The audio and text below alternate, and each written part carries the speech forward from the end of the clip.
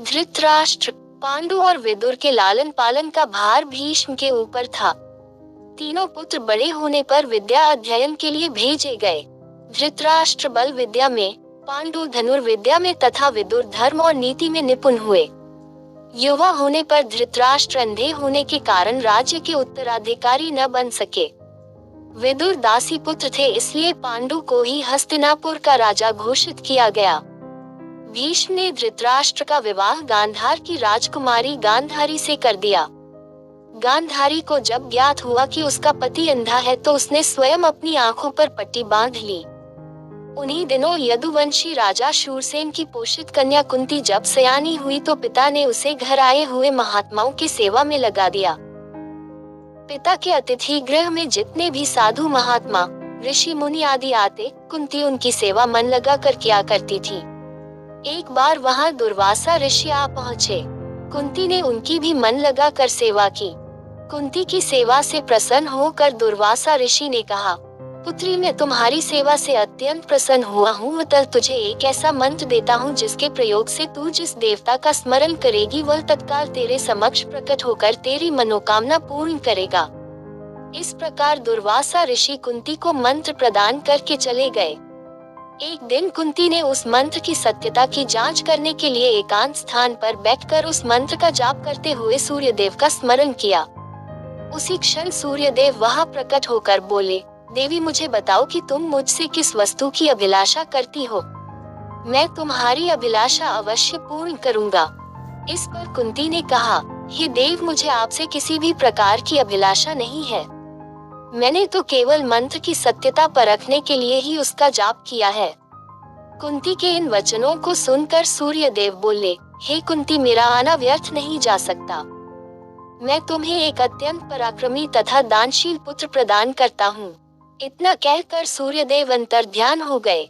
कुंती ने लज्जावश ये बात किसी से नहीं कह सकी। समय आने पर उसके गर्भ से कवच कुंडल धारण किए हुए एक पुत्र उत्पन्न हुआ।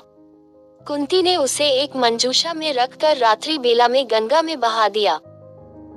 वह बालक बहता हुआ उस स्थान पर पहुंचा जहां पर धृतराष्ट्र का सारथी अधीर्त अपने अश्व को गंगा नदी में जल पिला रहा था। उसकी दृष्टि कवच कुंडल धारी शिशु पर पड़ी। अधीर्त निसंतान था, इसलिए उसने बालक को अपने छाती से लगा लिया और घर ले जाकर उसे अपने पुत्र के जैसा पालने लगा। उस बालक के कान अति सुंदर थे, इसलिए उसका नाम कर्ण रखा गया।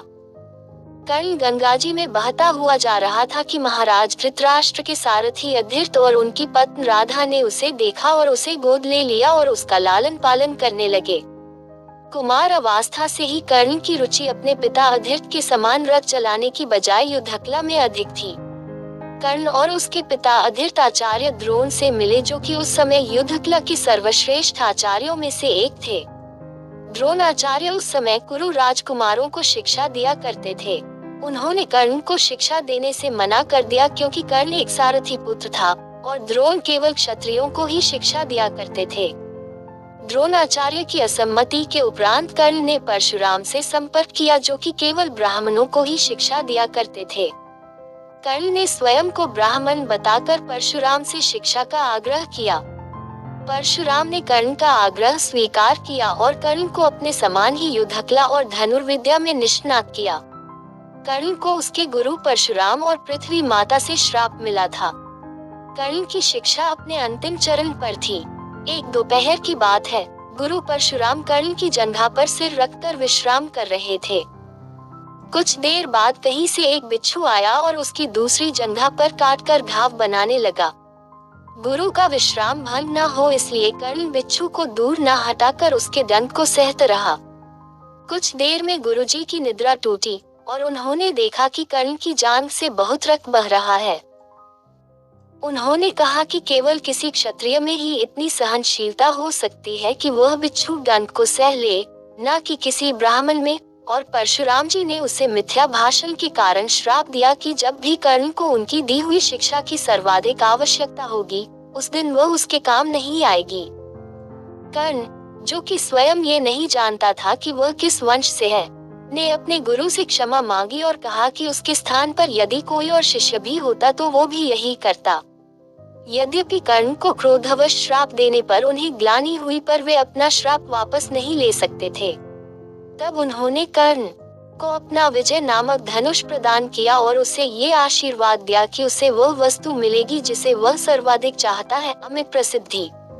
कुछ लोक कथाओं में माना जाता है कि बिच्छू के रूप में स्वयं इंद्र थे, जो उसकी वास्तविक क्षत्रिय पहचान को उजागर करना चाहते थे। परशुराम जी के आश्रम से जाने के पश्चात कर्ण कुछ समय तक भटकता रहा। इस दौरान वह शब्द भेदी विद्या सीख रहा था। अभ्यास के दौरान उसने एक गाय के बछड़े को कोई वन्य पशु समझ लिया और उस पर शब्द भेदी बाण चला दिया और बछड़ा मारा गया। तब उस गाय के स्वामी ब्राह्मण ने कर्ण को श्राप दिया कि जिस प्रकार उसने एक असहाय पशु को मारा है, वैसे ही एक दिन वह भी मारा जाएगा, जब वह सबसे अधिक असहाय होगा और जब उसका सारा ध्यान अपने शत्रु से कहीं अलग किसी और काम पर होगा। इस प्रकार कर्ण परशुराम का एक अत्यंत परिश्रमी और निपुण शिष्य बना। कर्ण दुर्योधन के आश्रय में रहता था। गुरु द्रोणाचार्य ने अपने शिष्यों की शिक्षा पूरी होने पर हस्तिनापुर में एक रंगभूमि का आयोजन करवाया। रंगभूमि में अर्जुन विशेष धनुर्विद्या युक्त शिष्य प्रमाणित हुआ। तभी कर्ण रंगभूमि में आया और अर्जुन द्वारा किए गए कर्तव्यों को पार करके उसे द्वंद्व युद्ध के लिए ललकारा। तब कृपाचार्य ने कर्ण के द्वंद्व युद्ध को अस्वीकृत कर दिया और उससे उसके वंश और साम्राज्य के विषय में पूछा, क्योंकि द्वंद्व युद्ध के नियमों के अनुसार केवल एक राजकुमार ही अर्जुन को, जो हस्तिनापुर का राजकुमार था, द्वंद्व युद्ध के लिए ललकार सकता था। तब कौरवों में सबसे ज्येष्ठ दुर्योधन ने कर्ण को अंगराज घोषित किया, जिससे वह अर्जुन से द्वंद्व युद्ध के योग्य हो जाए। जब कर्ण ने दुर्योधन से पूछा कि वह उससे इसके बदले में क्या चाहता है, तब दुर्योधन ने कहा कि वह केवल ये चाहता है कि कर्ण उसका मित्र बन जाए। इस घटना के बाद महाभारत के कुछ मुख्य संबंध स्थापित हुए, जैसे दुर्योधन और कर्ण के बीच सुदृढ़ संबंध बने, कर्ण और अर्जुन के बीच तीव्र प्रतिद्वंद्विता और पांडवों तथा कर्ण के बीच वैमनस्य। कर्ण दुर्योधन का एक निष्ठावान और सच्चा मित्र था। यद्यपि वह बाद में दुर्योधन को खुश करने के लिए द्यूत क्रीड़ा में भागीदारी करता है, लेकिन वह आरंभ से ही इसके विरुद्ध था। कर्ण शकुनी को पसंद नहीं करता था और सदैव दुर्योधन को यही परामर्श देता कि वह अपने शत्रुओं को परास्त करने के लिए अपने युद्ध कौशल और बाहुबल का प्रयोग करे, न कि कुटिल चालों का। जब लाक्षागृह में पांडवों को मारने का प्रयास विफल हो जाता है, तब कर्ण दुर्योधन को उसकी कायरता के लिए डांटता है और कहता है कि कायरों की सभी चालें विफल ही होती हैं, और उसे समझाता है कि उसे एक योद्धा के समान कार्य करना चाहिए और उसे जो कुछ भी प्राप्त करना है, उसे अपनी वीरता द्वारा प्राप्त करे। चित्रांगद की राजकुमारी से विवाह करने में भी कर्ण ने दुर्योधन की सहायता की थी। अपने स्वयंवर में उसने दुर्योधन को अस्वीकार कर दिया और तब दुर्योधन उसे बलपूर्वक उठा कर ले गया। तब वहां उपस्थित अन्य राजाओं ने उसका पीछा किया, लेकिन कर्ण ने अकेले ही उन सबको परास्त कर दिया। परास्त राजाओं में जरासंध, शिशुपाल, दंतवक्र, साल्व और रुक्मी इत्यादि थे। कर्ण की प्रशंसा स्वरूप जरासंध ने कर्ण को मगध का एक भाग दे दिया। भीम ने बाद में श्री कृष्ण की सहायता से जरासंध को परास्त किया, लेकिन उससे बहुत पहले कर्ण ने उसे अकेले परास्त किया था। कर्ण ही ने जरासंध की इस दुर्बलता को उजागर किया था कि उसकी मृत्यु केवल उसके धड़ को पैरों से चीरकर 2 टुकड़ों में बांटकर हो सकती है।